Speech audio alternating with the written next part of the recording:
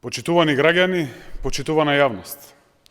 Последното намалување на цената на горивата ги демантираше изнесените лаги на ВМРО-ДПМН дека со временото зголемување на акцизата ќе се соочиме со ценовни шокови и инфлација. Тоа не се случува и секако нема ни да се случи. Напротив, цената на горивата паѓа согласно падот на нафтата на светските берзи. Ако се земе во предвид цената на дизелот, ова гориво денес во 2020 година е со најниска цена во последниве 10 години. Денес цената за литар дизел гориво изнесува 42,5 денари. Минатата година изнесувала 62,5 денари за литар. Во 2018 година 60 денари за литар. Во 2012 година таа била дури 72,5 денари.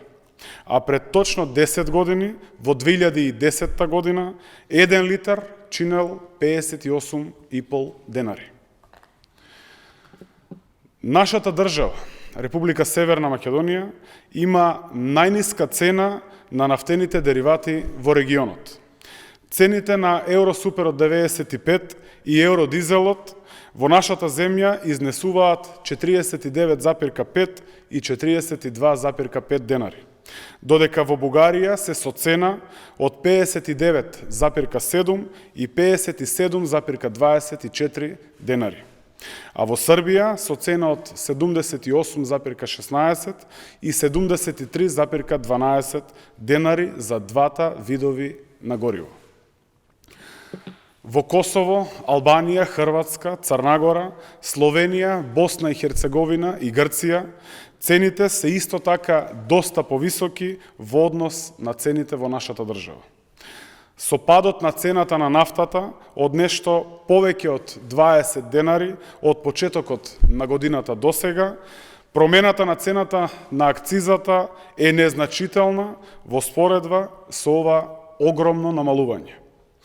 Ова се реални и официјални податоци за движењето на цената на горивата.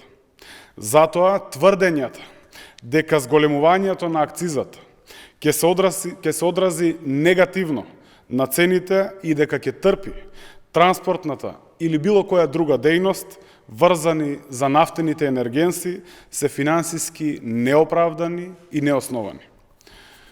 Почитувани граѓани, механизмот усвоен од владата овозможува и постепено враќање на постојаните износи на акцизи во услови на нормализирање на цените на пазарот, што се очекува тогаш кога ќе заврши состојбата предизвикана од коронавирусот.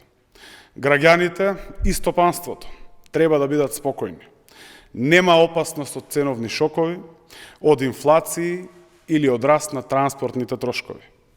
Државата прави се за да ги заштити работните места, да го сочува и унапреди стандардот на граѓаните и секако да му помогне на стопанството. Сега, почитувани граѓани, е време на солидарност и одговорност. Време за заеднички напори за надминување на глобалната економска криза предизвикана од коронавирусот.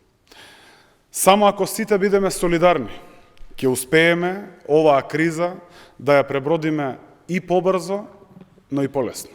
Ви благодарам.